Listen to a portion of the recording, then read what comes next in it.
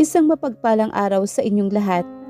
Maraming salamat sa patuloy ninyong pagsubaybay at pagsuporta sa bawat kwentong ibinabahagi ko rito sa mga kwento ni Angelina. Ang inyong suporta at mga komento ay nagbibigay sa akin ng inspirasyon upang magpatuloy sa paglikha ng mga makabuluhang kwento. Sana ay patuloy ninyong samahan si Angelina sa bawat yugto ng kanyang mga kwento.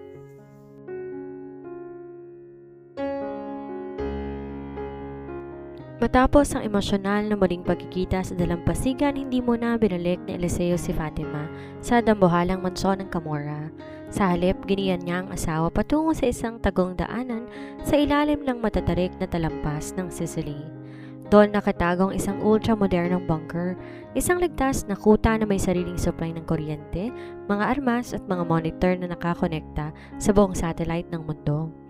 Nanginginig pa rin ang mga kamay ni Fatima habang hinahawakan ang mukha ng asawa. Tila sinisigurado kung di ba ito isang panaginip lamang. Paano, Eliseo?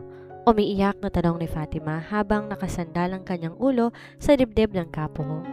Paano ka nakaligtas sa dambuhalang pagsabog na yun sa Tokyo? Nakita ko kung paano nilamon ng apoy yung buong silid. Inalika ni Eliseo ang noo ni Fatima bago dahan-dahang inalis ang takip sa kanyang mukha. Bago pa man pumutok ang bomba, Mia esposa, panimula ni Eliseo sa kanyang malalim na boses. Nagawa kong tumalon sa isang elevator shaft na gawa sa reinforced steel shield na binuo ko noon pa man bilang fallback plan sa mansyon ng Yakuza. Ngunit sa lakas ng impact, malubha akong nasugatan sa ulo at nahulog sa ilalim ng guho. Huminga na malalim ang kapo, bakas ang sakit sa kanyang mga alaala. Isang matandang mangingisda ang nakasagip sa akin mula sa baybayin ng Tokyo. Dahil sa pinsala ng aking utak, pansamantala akong nawalan ng alaala sa loob ng 6 na buwan. Hindi ko alam kung sino ko o kung bakit puro ng pilat at sunog ang aking katawan. Ngunit bawat gabi, isang mukha ng babaeng umiiyak ang laging lumilitaw sa aking panaginip. Ikaw yon, Fatima. Ang katigasan ng ulo mo naging mitsa para magbalik ang memorya ko. Nang magbalik ang kanyang alaala, ilang linggo lang nakalilipas, agad gumawa ng paraan sa Eliseo upang palihim na makabalik sa Italia nang walang nakakaalam na kahit na sino, maging ang sarili niyang mga tauhan. Dahan-dahan binaba ni Eliseo ang kanyang tingin sa tiyan ni Fatima. Pagkatapos dahan-dahan siyang lumuhod sa harap ng kanyang asawa, pinatong ang kanyang malaking palad sa ibabaw noon at tumingala kay Fatima na may mga matang puno ng katapatan. Nalaman kong ikaw na ang dona ng Camorra at nalaman kong pinoprotektan mong ating anak, bulong ni Eliseo habang may luha na labis na pasasalamat na pumatak mula sa kanyang mata. Pinangako ko sa iyo noon na sasamahan kita sa impyerno, Fatima. Ngayon, pinapangako ko sa anak natin na gagawin kong isang paraiso ang buong Italia para sa kanya. Tumayo si Eliseo at niyakap muli si Fatima na napakahigpit. Ngunit ang kanilang lihim na kapayapaan ay panandalian lamang. Bigla, tumunog ang pulang alarma sa loob ng bunker. Sa dambuhalang monitor sa dingding lumitaw ang mga live feed mula sa Rome.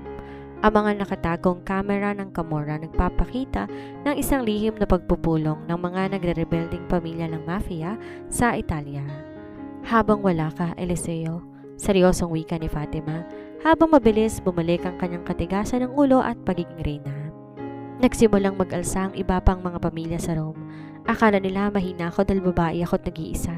Nagpaplano sila ngayon sa lakay ng mansyon natin bukas upang agawin ang trono ng Camorra. Tumingin si Eliseo sa monitor at ang isang malamig na kakakilabot ng ngiti ay muling sumilay sa kanyang markadong mukha. Kinuha niya ang kanyang gintong baril sa lamesa, kinarga ang mga bala noon. Gusto nilang agawin ang trono mula sa aking asawa? Malamig na wika ni Eliseo. Ang kanyang boses ay tila isang hatol ng kamatayan. Ihanda mong iyong pinakamagandang itim na gown, Doña Fatima. Bukas ng gabi pupunta tayo sa Rome upang ipaalala sa kanila kung bakit tayo ang mga halimaw ng mundong ito. Sa isang marangya at nakatagong bulwagan sa Rome, mausok at maingay ang paligid.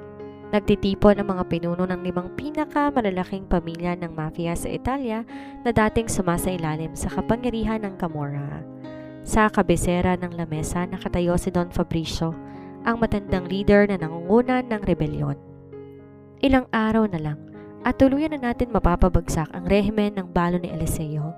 Nakangising pahayag ni Don Fabricio habang tinataas ang kanyang baso ng mamahaling alak.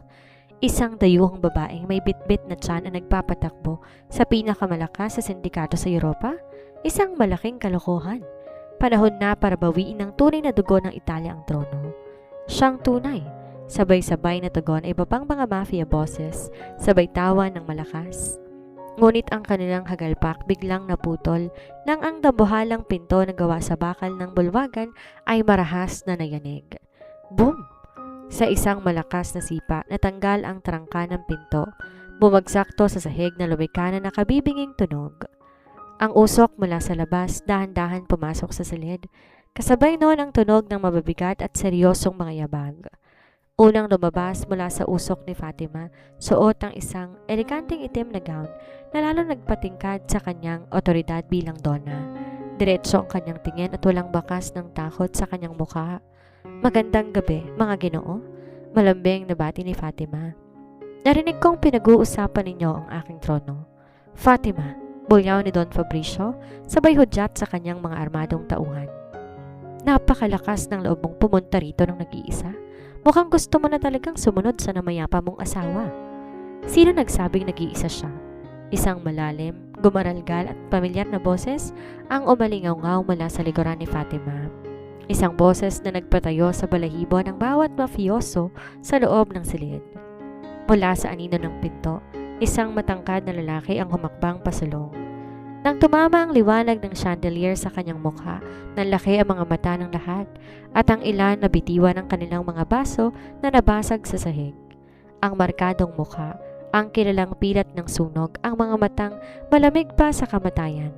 Eliseo, nanginginig na bulong ni Don Fabricio habang umaatras hanggang sa sumadsad ang kanyang likod sa pader. Hindi maaari, patay ka na. Sabog ang headquarters sa Tokyo. Ang isang halimaw, Fabricio, hindi basta-basta namamatay sa apoy. Malamig na wika ni Eliseo habang dahan-dahang tinataas ang kanyang gintong baril. Bago pa man makakilos ang mga bodyguard ng mga traidor, mabilis kumilos si Eliseo. Walang kamalian ang bawat putok. 3 bodyguard ang agad na bumagsak na may tama ng bala sa noo. Nagkagulong buong silid, ngunit si Eliseo parang isang makina ng kamatayan. Bawat hakbang may kasabay na putok ng baril at bawat putok katumbas ng buhay na isang kalaban. Ang bagsik na nawala ng 7 buwan muling sumiklab ng mas matindi sa bawat sulok ng silid. Sa loob lamang ng 5 minuto, ang barangyang bulwagan na puno ng usok ng pulbura, amoy ng dugo at mga bangkay ng mga rebelding tauhan. Ang natitira na lang na buhay ay ang 5 mafia bosses na ngayon sabay-sabay na nakaluhod sa sahig. Nanginginig sa takot habang nakataas sa mga kamay. Lumapit si Eliseo kay Fatima. Barahan niyang hinilang isang silya para sa kanyang asawa. Umupo si Fatima ng may buong karangyaan habang si Eliseo naman tumayo sa kanyang tabi. Pinato ang kanyang kamay sa sandaran ng upuan nito habang ang gintong baril nakaturo pa rin sa mga natitirang traidor. Tinitigan ni Fatima si Don Fabricio na ngayon ay umiiyak at nagmamakaawa. Akala niyo ba mahina ang Camorra dahil lang ako ang nakikita ninyo? Malamig na tanong ni Fatima habang marahang hinahaplos ang kanyang tiyan. Pinapaalala ko sa inyo, ang pamilyang to ay binuo sa dugo at karahasan at ang sino man na magtangkang sumira nito lalamunin ang aming puot. Tumingin si Fatima kay Eliseo at bahagyang tumango. Linisin mo sila, aking kapo, utos ng reyna. Isang malupit na ngiti ang sumilay kay Eliseo bago muling umalingaw-ngaw ang sunod-sunod na putok ng baril sa gabi ng Rome. Muli, napatunayan ng buong Italia na ang trono ng Camorra hindi kailanman maaagaw dahil ang tunay na kapo at ang kanyang reyna ay nagbalik na upang pamunuan sila ng mas may kamay na bakal. Matapos sa mandugong paglilinis sa Rome, tuluyang nanahimik ang buong Italia. Walang nangahas huminga ng pabalang sa harap ng pamilya. Ipinag-utos ni Eliseo ang pinakamataas na antas ng seguridad sa mansyon ng Sicily habang papalapit ang kabuuan ni Fatima. Ang bawat sulok ng lupain binantayan ng mga tapat na elite guards at isang pribadong silid sa loob ng mansyon ang ginawang isang ultramodernong pasilidad ng panganganak upang masigurong di na kailangan lumabas ng reyna. Dumating ang isang maulang gabi ng Nobyembre. Binalot na matinding tensyon ang mansyon nang magsimulang dumaing si Fatima ng matinding sakit. Ang kanyang katigasan ng ulo naroroon pa rin. Sa kabila ng hilab ng tiyan, tumanggi siyang magpabuhat sa mga dinalang wheelchair ng mga personal doctor ng pamilya. Kaya kong lumakad, humihingal na wika ni Fatima habang nakakapit ng mahigpit sa braso ni Eliseo. Huwag nang matigas ang ulo ngayon, Mia Esposa. Seryoso, ngunit puno ng pag-aalala ang tinig ni Eliseo. Sa unang pagkakataon, ang kapo na walang kinatatakutang bala ay pinagpapawisan ng malamig habang inaalalayan ng asawa sa higaan. Nagsimula ang mahaba at mahirap na proseso ng panganganak. Sa labas ng silid, ang mga pinagkakatiwalaang kapitan ng Camorra nakatayo ng tuwid, naghihintay sa magiging kapalaran ng susunod na henerasyon. Sa loob naman walang bitaw ang kamay ni Eliseo kay Fatima. Pinapanood niya kung paanong ibuhos ng kanyang asawa ang huling lakas nito. Matapos ang ilang oras ng walang katapusang hirap, isang malakas na iyak ng sanggol ang bumasag sa katahimikan ng gabi. Isang malusog na lalaki, kapo, wika ng doktor habang maingat na nililinis ang sanggol. Ngunit hindi pa natatapos doon. Muli, dumaing si Fatima dahil may kasunod pa ito. Sa loob ng sumunod na 10 minuto, isa pang mas mataas na iyak ang umalingaw-ngaw. Isang babae. Kambal sila, Donna Fatima? Nang ilapag ng mga nurse ang 2 sanggol sa dibdib ng nangihinang si Fatima, tila huminto ang ikot ng mundo para sa mag-asawa. Dahan-dahan lumapit si Eliseo. Ang kanyang dambuhalang katawan ay nanginginig habang nakatitig sa 2 maliit na buhay na bunga ng kanilang pag-ibig sa gitna ng digmaan. Ang lalaki may itim na buhok at matalas na panga, isang eksaktong imahe ng kanyang ama. Ang babae naman may mapuputing balat at matatayog na kilay na tulad ng kay Fatima. Ano ang ipapangalan natin sa kanila, aking reyna? Basag ang boses na tanong ni Eliseo. Hinalikan ni Fatima ang ulo ng kanyang mga anak bago tumingin kay Eliseo ng may mapayapang ngiti. Ang lalaki ay si Dante. Isusunod sa iyong ama upang ipagpatuloy ang dangal ng Camorra, at ang babae ay si Angelina. Isusunod sa aking ina na nag-alay ng buhay para sa kalayaan ko. Dante at Angelina, pag-uulit ni Eliseo. Sa sandaling yon, ang kapo ng Camorra, ang lalaking kilala bilang walang awang halimaw ng underworld, ay tuluyang napaluha. Lumuhod siya sa tabi ng kama, hinalikan ng pawisang noo ni Fatima at maingat na binuhat ng magkabilang kamay ng mga kambal gamit ang kanyang dambuhalang mga daliri. Nangangako ako, bulong na Eliseo sa harap ng kanyang asawa at mga anak. Ang kanyang boses puno ng mas matigas na panata. Hindi ninyo mararanasan ang impyernong pinagdaanan namin. Ang mundong ito ay luluhod sa inyo. Ngunit ang mga kamay ninyo mananatiling ligtas mula sa dilim hanggat ako ay nabubuhay. Niyakap ng marahan ni Eliseo ang kanyang pamilya. Habang sa labas ng mansyon, sunod-sunog na putok ng baril sa kalangitan ang pinakawalan ng mga tauhan ng Camorra. Isang tradisyonal na pagpupugay para sa pagsilang ng mga bagong tagapagmana ng trono. Mabilis lumipad ang mga taon sa Sicily. Ang dugong dumanak sa nakaraan naging pataba sa lupain ng Camorra na sa ilalim ng pamumuno ni Eliseo at Fatima ay naging pinakamayaman at pinakamalakas na sindikato sa buong daigdig. Ang mga negosyo pumasok na sa legal na kalakalan ng shipping, real estate at teknolohiya, ngunit ang kanilang galamay sa underworld na natiling hindi matitinag. 7 taon ang lumipas at ang mansyon na dati ay nababalot lamang ng ingay ng mga armas at mabibigat na sapatos ng mga sundalo ay napuno ng masisiglang tawanan. Dante, ibalik mo sa akin yan. Ang boses ng 7 taong gulang na si Angelina ay umalingaw-ngaw sa malawak na hardin. Si Angelina ay lumaki na isang napakagandang bata, ngunit taglay ang katigasan ng ulo ng kanyang ina. Nakasuot ng puting bestida, ngunit ang mga combat boots na suot ay regalo ng kanyang ama. Hinahabol ang kakambal niyang si Dante, tahimik na tumatakbo habang hawak ang isang antigong fountain pen na ninakaw nito mula sa opisina ni Eliseo. Si Dante may malamig at seryosong mga matang eksaktong katulad ng kay Eliseo. Sa edad na 7, mas gusto pa nitong magbasa ng mga libro tungkol sa taktika ng militar at mag-aral ng chess kaysa maglaro ng mga ordinaryong laruan. Kung gusto mo tong makuha, Angelina, kailangan mo munang matutunan kung paano gumalaw nang di lumilikha ng tunog. Seryosong wika ng batang si Dante. Sabay akyat ng mabilis sa isang tambuhalang puno ng oliba. Mula sa balkonahe ng mansyon, nakatayo sina Eliseo at Fatima habang may hawak na tasa ng kape. Pinapanood ang kanilang mga anak. Nakaakbay si Eliseo sa bewang ni Fatima habang ang kanyang mukha ay may bakas ng kapayapaan na di kailanman nakita nung siya ay nag-iisang kapo pa lamang. Masyadong matigas ang ulo ng prinsesa mo, Eliseo. Nakangiting wika ni Fatima sabay sip-sip sa kanyang kape. Walang inuurungan. Kahit si Dante na mas malaki sa kanya, hinahamon niya. Saan pa ba magmamana, Mia Esposa? Mahinang natawa si Eliseo. Ang kanyang malalim na boses puno ng pagmamalaki. Si Dante naman tila isang anino. Nakikita kong sarili ko sa kanya, ngunit mas matalino siya kaysa sa akin nung bata pa ako. Nilagay ni Eliseo ang kanyang tasa at tinarap ang asawa. Hinawakan niya magkabilang kamay ni Fatima. Tinitigan ang mga mata nito na hanggang ngayon nagpapatibok pa rin ng mabilis sa kanyang puso. 7 taon na tayong tahimik, Fatima. Ang buhay na to, ang paraisong to, ang pinakamagandang desisyon na ginawa ko sa buong buhay ko. Tapat na wika ng kapo. Hinalikan ni Eliseo si Fatima ng matamis at marahan sa mga labi. Isang halik ng pasasalamat, pag-ibig at tagumpay. Ngunit sa labas ng kanilang paraiso, sa kabilang dako ng Europa, isang madilim na silid sa Moscow ang nabalot ng galit.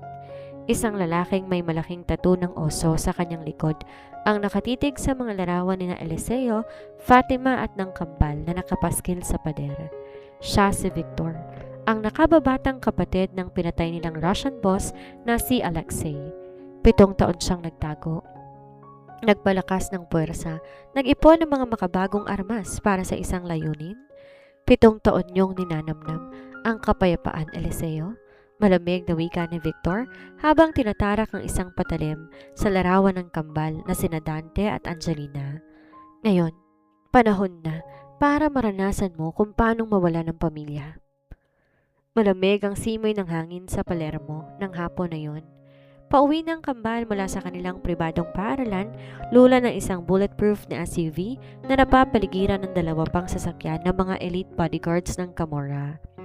Sa loob ng sasakyan, abala si Dante sa pag-aaral ng isang advanced chess booklet, habang si Angelina naman nakadungaw sa bintana, tila nababato. Kuya, tingnan mo!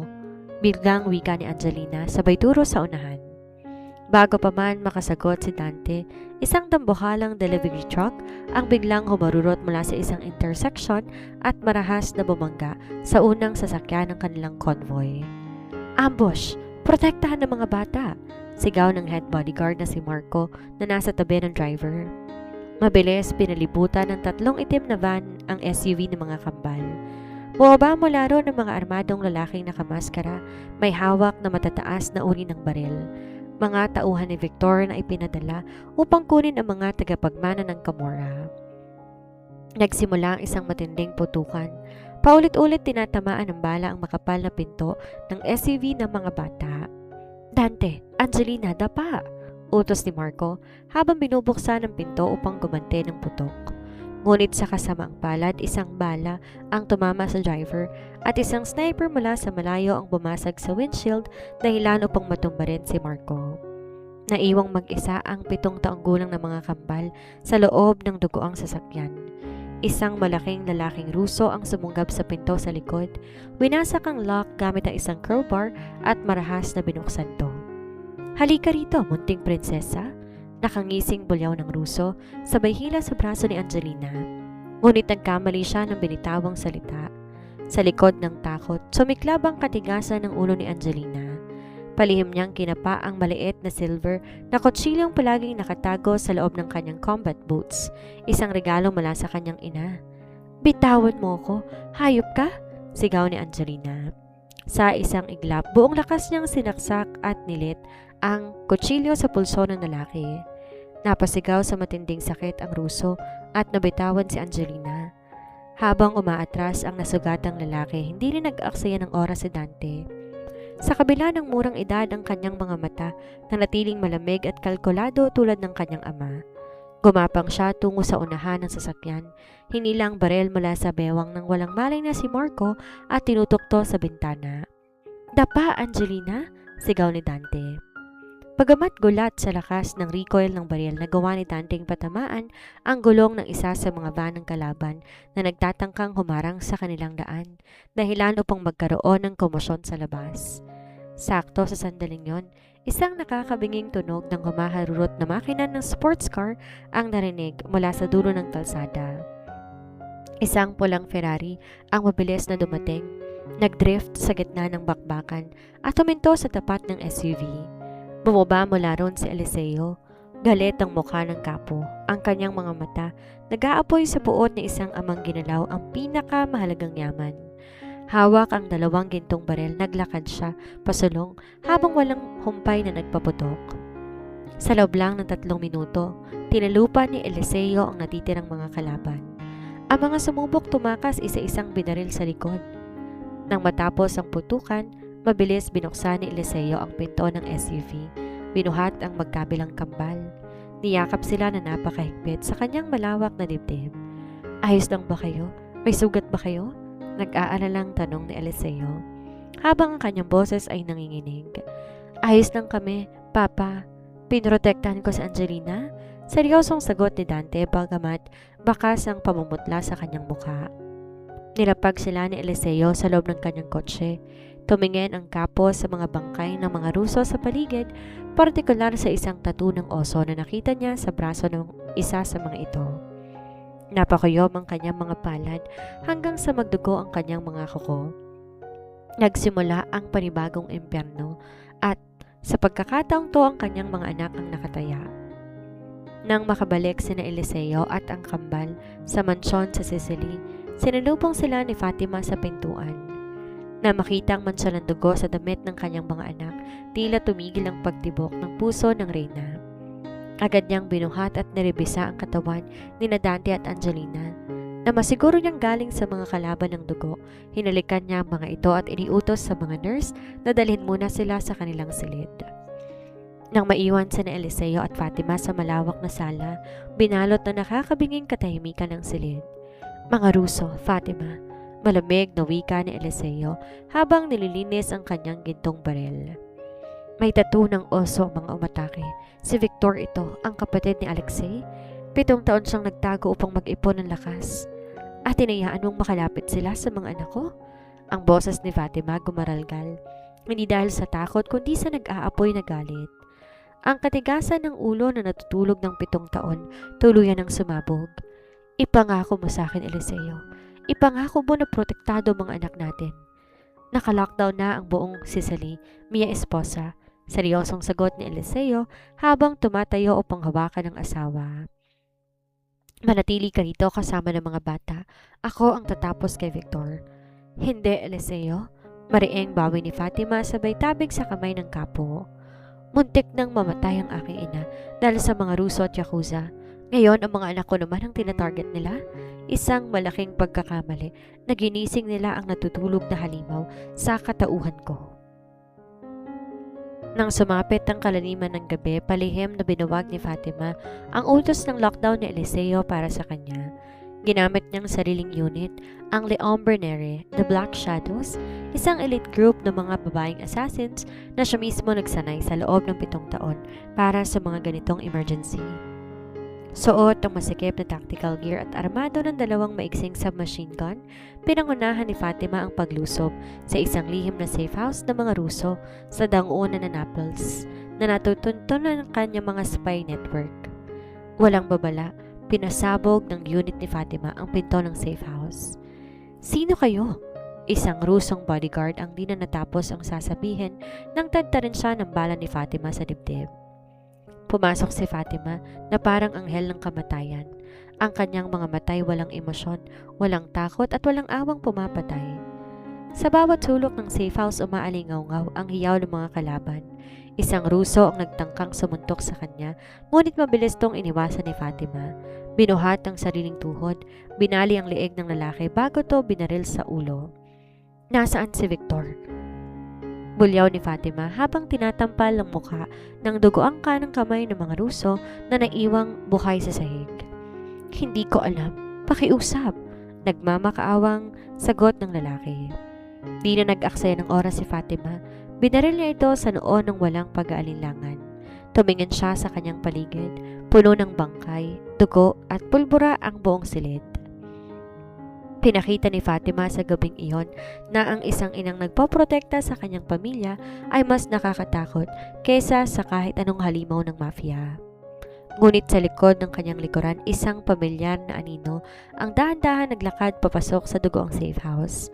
Dahan-dahan humakbang ang anino papasok sa dugoang bulwagan ng safe house. Agad tinaas ng mga elite female assassins ni Fatima ang kanilang mga armas, ngunit ibinabari nila ito nang makilala ang dambuhalang figura na lumabas mula sa usok. Naka-black suit ito na walang korbata. May hawak na gintong baril at ang kanyang mga matay nakatitig ng diretsyo sa kanyang asawa. Tumingin si Eliseo sa paligid, sa dosenang bangkay ng mga Ruso na walang awang pinatumba ni Fatima at ng kanyang unit. Binalot na matinding tensyon ng silid, inasahan ng mga tauhan ni Fatima na magagalit ang kapo dahil sa pagsuway ng reyna sa kanyang utos na manatili sa mansyon. Dahan-dahang lumapit si Eliseo kay Fatima hanggang magkatapat ang kanilang mga mukha. Sinabi ko sa iyo na mananatili ka sa Sicily, Fatima. Mababa at malalim ang boses ni Eliseo. At kailan mo pa ba ako natutunang mapasunod, Eliseo? Matigas sa sagot ni Fatima habang nakatitig ng walang katakutan sa mata ng asawa. Nanganib ang buhay ng mga anak ko. Kung akala mo mananatili akong nakaupo sa mansyon habang ikaw lang ang lumalaban, nagkakamali ka. Nanginig ang panga ni Eliseo.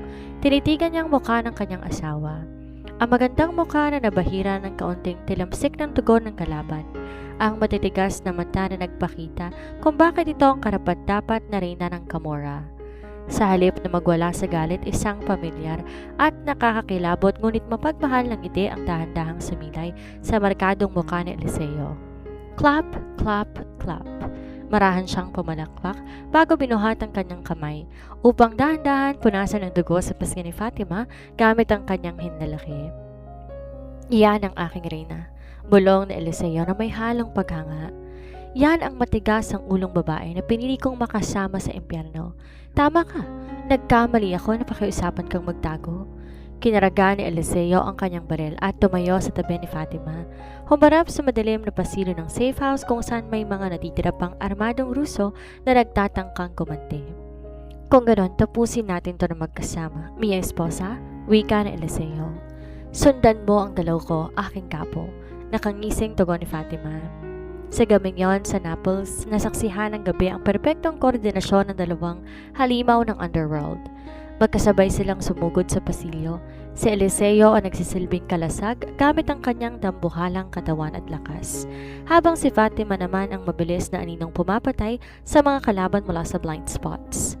Walang nakaligtas, ang bawat sulok na kanilang madaanan nadidilig ng dugo. Sa gitna ng apoy, usok at mga putok ng baril, nagagawa pa rin magpalitan ng ngiti ng mag-asawa. Isang patunay na ang kanilang kaluluwa ay magkasama at magkakonekta sa mundong kanilang ginagalawan.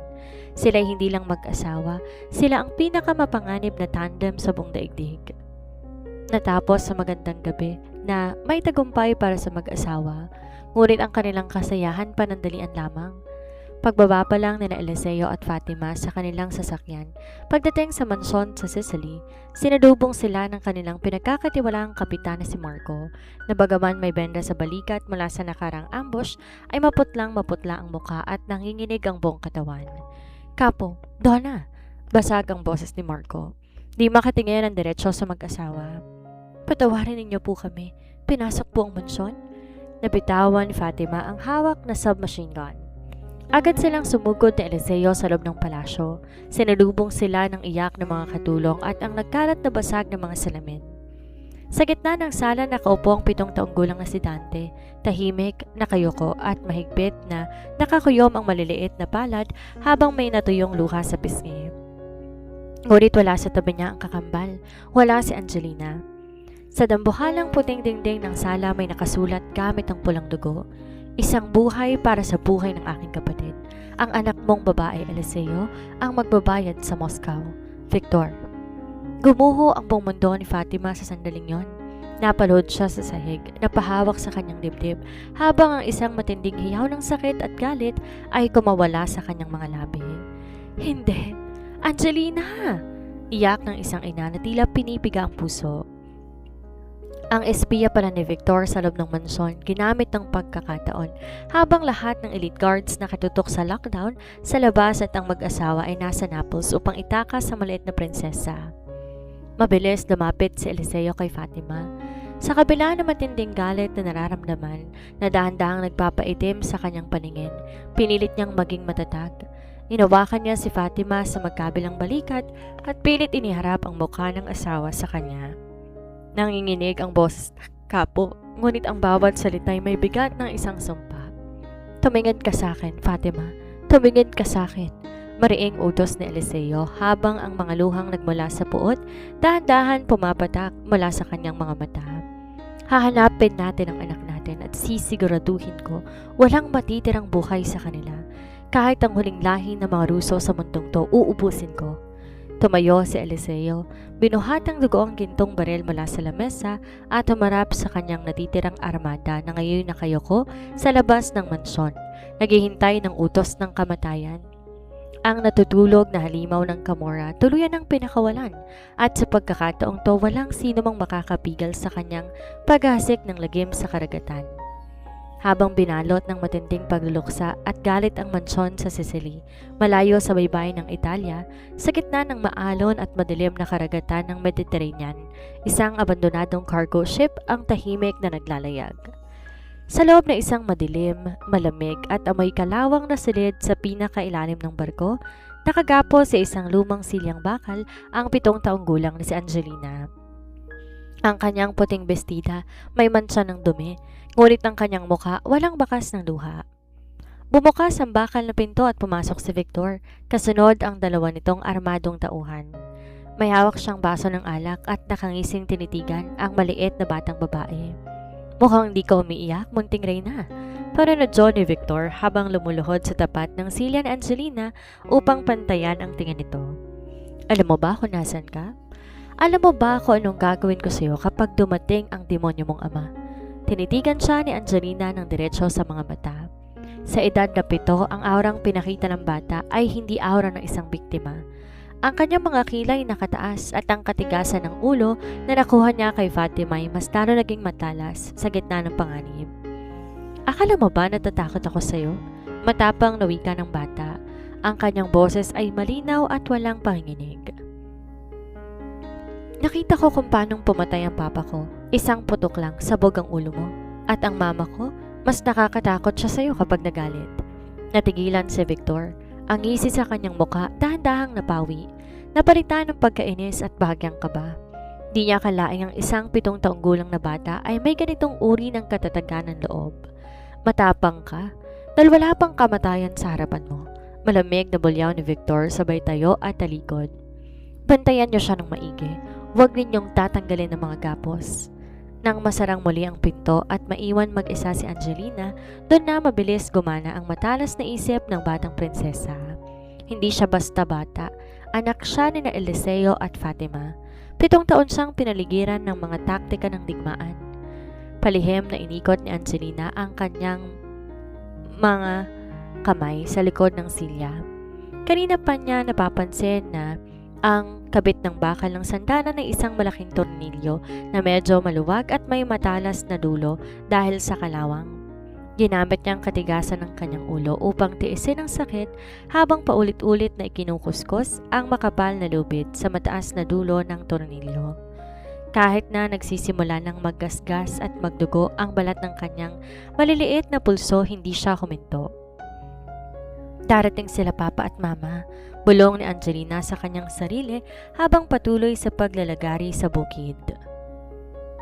At kapag dumating sila, kailangan handa akong tumakbo. Sa command room ng Camorra, walang tulog sina Eliseo at Fatima. Ang kanilang mga mata nakatitig sa dambuhalang holographic screen kung saan mabilis gumagalaw ang isang pulang tuldok sa mapa ng Mediterranean Sea. Ginamit ng technical team ng Camorra ang pinakamakabagong militaristic satellite upang iskan lahat ng cargo ship na lumabas ng Italia nang walang opisyal na permit sa huling 12 oras. Nakalock na ang koordinasyon, Kapo, ulat ng Chief Tech Officer ng pamilya. Ang barko ay isang lumang Russian cargo ship. Nakarehistro sa isang Peking kumpanya. Kasalukuyan silang naglalayag sa international waters 50 milya sa hilaga ng Sicily. Tumingin si Eliseo kay Fatima, ang mukha ng reyna na tila gawa sa yelo, walang emosyon, ngunit ang kanyang mga kamay mahigpit na nakakapit sa isang tactical rifle. Sa tabi niya, ang 7 taong gulang na si Dante ay tahimik na nakatayo, hawak ang isang tablet kung saan binabantayan ang blueprint ng barko ng kalaban. Papa, Mama, seryosong wika ng batang si Dante. Ang kanyang boses may lamig ng tulad ng kay Eliseo. Ang barkong ito ay may 3 pangunahing palapag sa ilalim ng deck.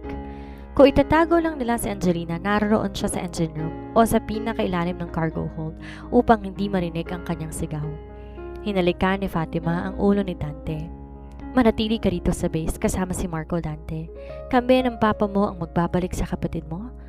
Nang sumapit ang kailaliman ng gabi, binalot ng matitinding alon at unos ang karagatan. Ito ang perpektong tabing para sa paghihiganti. 6 na mabilis na attack speedboats ng Camorra ang humati sa mga alon, habang 2 stealth military helicopters naman ang lumipad ng mababa sa ibabaw ng tubig upang iwasan ang radar ng barko. Sa loob ng nangungunang helicopter, magkatabing nakaupo sina Eliseo at Fatima. Suot ang kanilang mga fully armed tactical gear.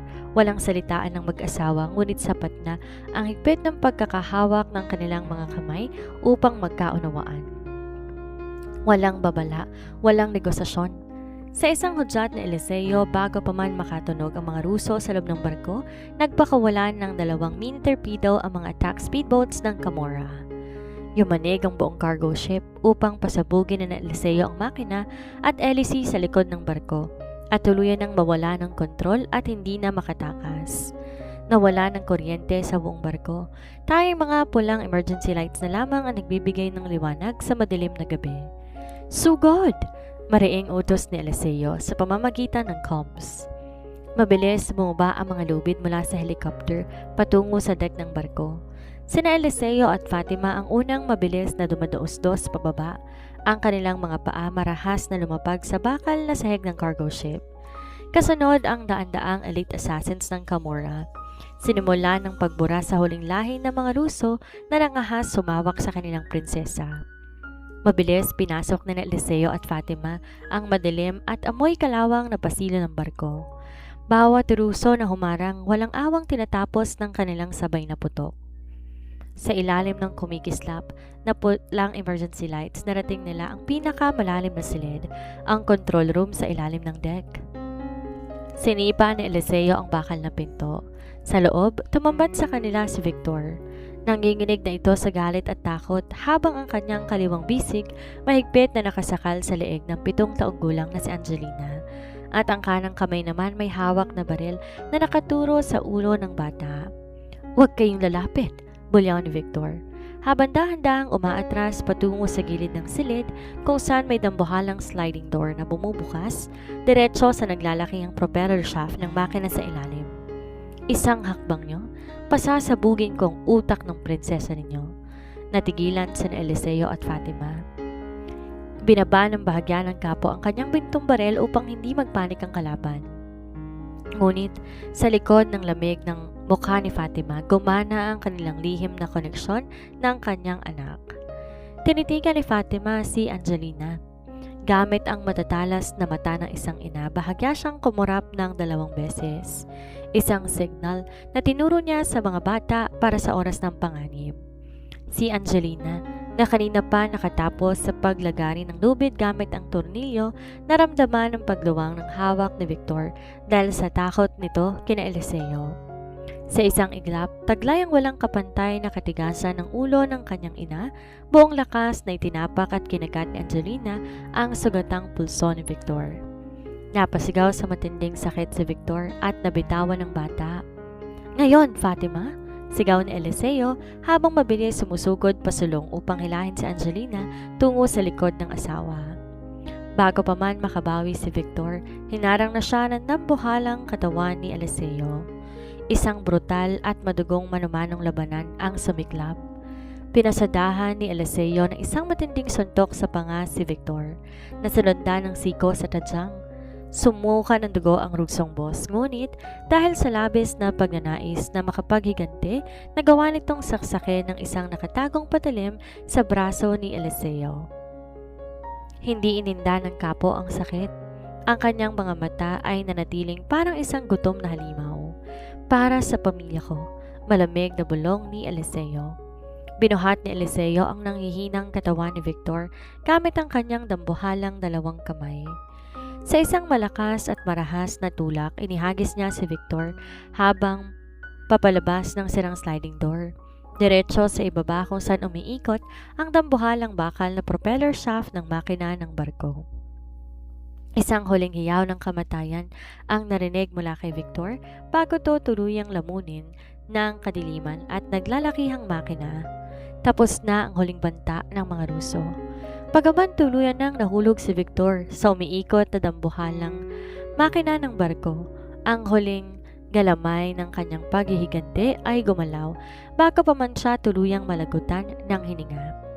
Sa huling segundo ng kanyang pagbagsak, binitawan niya ang gatilyo ng kanyang hawak na barel. Isang ligaw ngunit mabilis na bala ang humati sa usok ng silid. Diretsong patungo ang bala sa direksyon ng maliit na si Angelina na kasalukuyang tumatakbo patungo sa kanyang ina. Angelina!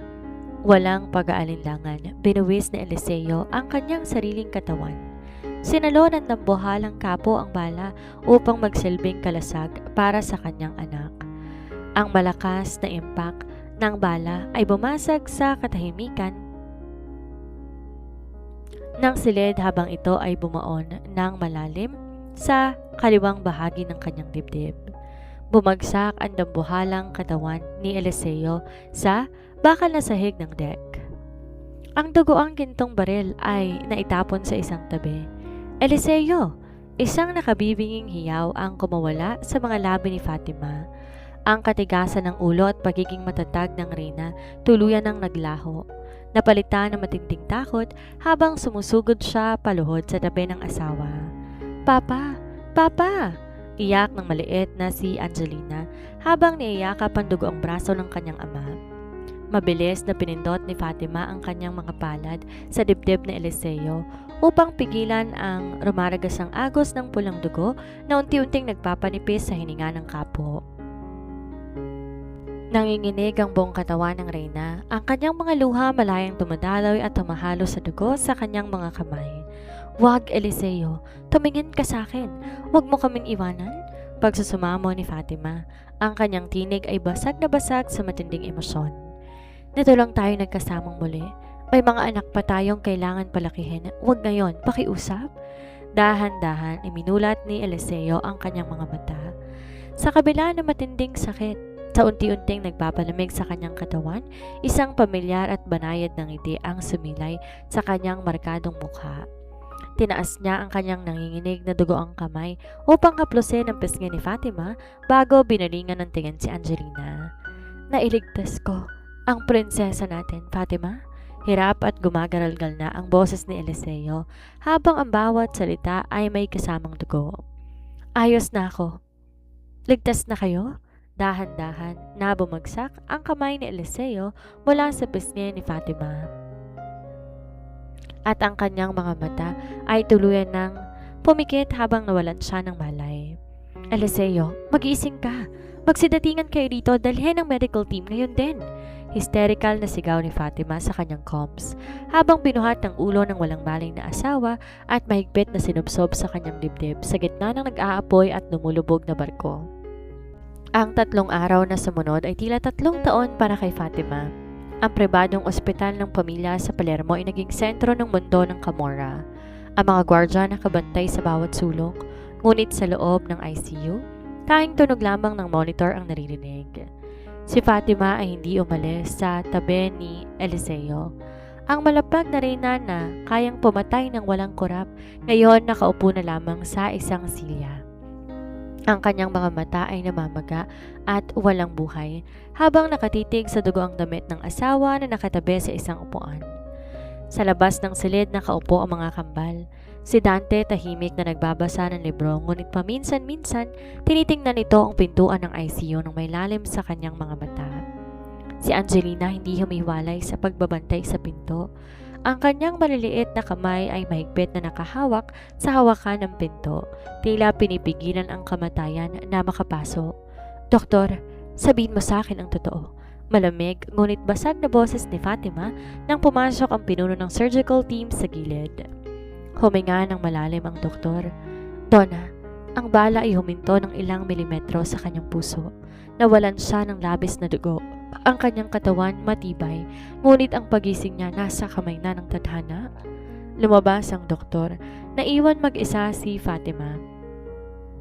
Lumapit siya sa igaan at marahang hinawakan ang kamay ni Eliseo. "Eliseo," bulong ni Fatima habang pinipigilan ang kanyang luha. "Sabi mo, matigas ang ulo natin pareho. Sabi mo walang makakabuwag sa atin.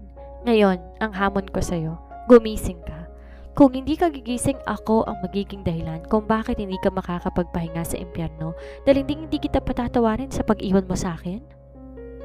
Sa gabi ng ikatlong araw, habang nakaduktok ang ulo ni Fatima sa gilid ng kama at unti-unting nakakatulog sa pagod, isang mahinang paggalaw ang naramdaman niya sa kanyang kamay.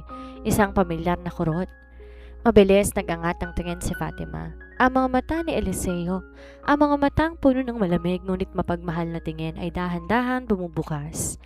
Ang makina ng heart rate monitor unti-unting bumibilis at nakikita ang regular na tunog. "Mia Esposa." Rehistro ng mahinang boses mula sa tuyot na labi ni Eliseo. Di na nakapagsalita pa si Fatima. Bumuhos lahat ng kanyang luha. Hindi luha ng sakit, kundi luha ng labis na kaligayahan.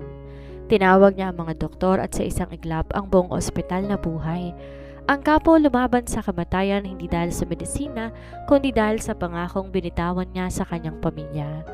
Pinakita ng doktor na ang bala sumablay sa puso dahil sa kapal ng kanyang mga muscles at sa tindi ng pagnanais mabuhay para sa kanyang reyna at mga anak. Si Eliseo ay nanatiling buhay. Ang halimaw ay hindi pa tapos sa kanyang misyon. Lumipas ang 10 taon ng ganap na kapayapaan at kasaganaan. Ang dugong dumanak sa karagatan ng Mediterranean ay naging huling bahagi ng madilim na kasaysayan ng pamilya. Sa ilalim ng matalinong pamamahala ni Eliseo at Fatima, ang Camorra ay tuluyan ng lumabas sa anino ng krimen. Ang pamilya naging pinakamayaman at pinakamalakas na legal na imperyo sa buong Europa na nagmamay-ari ng mga dambuhalang kumpanya ng shipping, real estate at makabagong teknolohiya.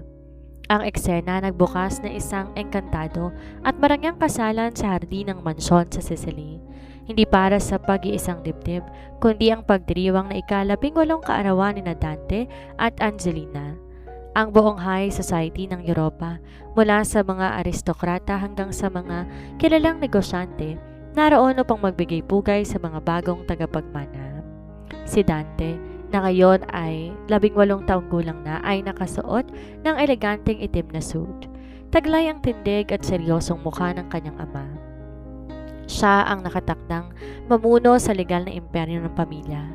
Sa kanyang tabi si Angelina na mukhang isang tunay na reyna sa kanyang marangyang emerald green gown. Sa kabila ng kagandahan, ang katigasan ng ulo at talas ng isip na mana niya sa kanyang ina ay baka sa bawat galaw nito habang nakikipag-usap sa mga bisita. Sa isang gilid ng hardin, malayo sa ingay ng musika at mga bisita, nakatayo ang dalawang haligi ng pamilya. Si Eliseo may kaunti ng puting buhok sa gilid ng kanyang ulo, ngunit nananatiling makapangyarihan at matatag ang kanyang tindig. Ang pilat sa kanyang mukha ay hindi natanda ng karahasan, kundi ng isang amang nagtagumpay sa pagprotekta sa kanyang pamilya. Nakaakbay siya sa bewang ni Fatima na nananatiling napakaganda, elegante at puno ng otoridad sa kanyang suot na cream-colored gown. "Nagawa natin, mi esposa," bulong na Eliseo sa tenga ng asawa, bago dinampi ang isang marahang halik sa kanyang pisngi. "Binigay natin sa kanila ang buhay na hindi natin nakuha ng bata pa tayo. Tumingin si Fatima kay Eliseo. Ang kanyang mga mata ay puno ng tapat, malalim at walang kapantay na pagmamahal. Ang pag-ibig na nagsimula sa pilitan at sinubok ng napakaraming digmaan, nilagay ang kanyang kamay sa ibabaw ng malaking kamay ni Eliseo na nasa kanyang bewang. Dahil matigas ang ulo ko, Eliseo, nakangiting sagot ni Fatima habang may konting luha ng galak sa kanyang mga mata. Sabi ko sa'yo noon, hindi ako papayag na hindi tayo magtatagumpay sa huli. Ang pag-ibig natin ang pinakamalakas sa sandata. Lumapit sina Dante at Angelina sa kanilang mga magulang. Humalik ang dalawang kabataan sa pisngi ni Eliseo at Fatima. Ang pamilyang minsan ng tinangkang hungkage ng mundo ngayon nakatayo ng magkakasama. Matatag, malaya at masaya sa ilalim ng langit ng Sicily. Humarap silang apat sa mga besita habang nagpapalakpakan ng lahat. Magkahawak kamay na napakahigpit sina Eliseo at Fatima. Ang kwento ng isang matigas ang ulong dalaga at ng isang natatanging halimaw ng mafia ay natapos hindi sa dugo o sa pagsabog, kundi sa isang tambuhalang legacy ng pag-ibig. Proteksyon at isang pamilyang kailanman di na muling mababasag ng kahit na sinong kaaway. Dahan-dahang magpe-fade to black ang screen habang ang huling awitin ng pag-ibig ay umaalingaw sa hangin at lumitaw mga huling salita sa gitna ng kadiliman. 25 taon matapos ang marangyang pagdiriwang sa Sicily, ang mansyon ng pamilya na natiling nakatayo ng matatag sa ibabaw ng mga talampas. Ngunit sa pagkakataong to, hindi na itong sentro ng operasyon ng sindikato, kundi isang tahimik na kanlungan ng isang pamilya na tuluyan ng lumabas sa anino ng dilim. Sa malawak na hardin ng oliba, isang matandang lalaki ang nakaupo sa isang tumba-tumba, si Eliseo. Ang kanyang buhok tuluyan ng naging maputi at ang kanyang dambuhalang katawan may bakas na ng katandaan. Ngunit ang matatalas at seryosong mga mata ay hindi pa rin kumukurap. Sa kanyang kandungan nakahiga isang maliit na pusa na marahan niyang hinahaplos gamit ang kanyang malalaking daliri na may mga lumang pilat. Isang eleganteng matandang babae ang lumabas mula sa balkonahe. May dalang 2 tasa ng mainit na kape. Si Fatima. Sa kabila ng paglipas ng panahon, ang kanyang gilas, tindig at ang kinalang katigasan ng ulo hindi nawala. Nilapag niya ang isang tasa sa lamesa sa tabi ni Eliseo at marahang hinaplos ang balikat ng kanyang asawa. Masyadong malalim ang iniisip mo, aking kapo?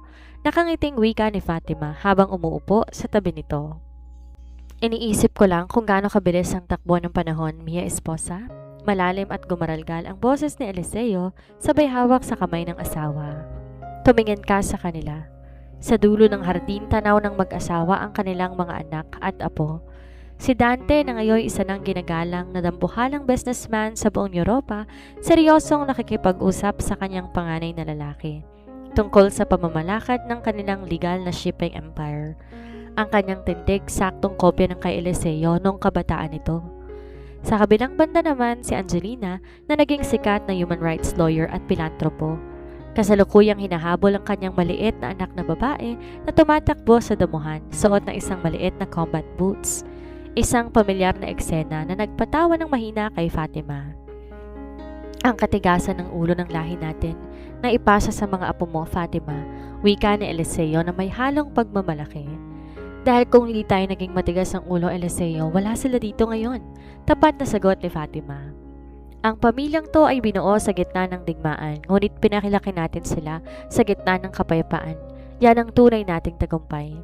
Tumingala si Eliseo sa kalangitan ng Sicily habang dahan-dahang lumulubog ang araw, nagiiwan ng kulay ginto at pulang liwanag sa abot tanaw. Nilapit niya ang kamay ni Fatima sa kanyang mga labi at hinalikan to ng matagal. Ang mga baril tuluyan ng nanahimik, ang mga kaaway matagal nang naging abo. Sa huling yugto ng kanilang buhay, ang natatanging halimaw at ang kanyang matigasang ulong reyna ay nakasumpong ng pinakamagandang regalo na maaaring makuha nila mula sa mundo. Ang isang mapayapang gabi, kasamang pamilyang kanilang binuwisang buhay upang protektahan.